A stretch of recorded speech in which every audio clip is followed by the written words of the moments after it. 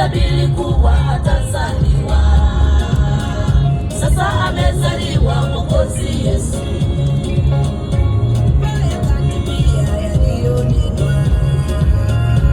Manabii wote wale wa kale walitabiri kuwa atazaliwa. Sasa amezaliwa Mwokozi Yesu. Watu wote shangilieni, kwa furaha shangilieni, leo mtoto amezaliwa, wokovu tumeupata.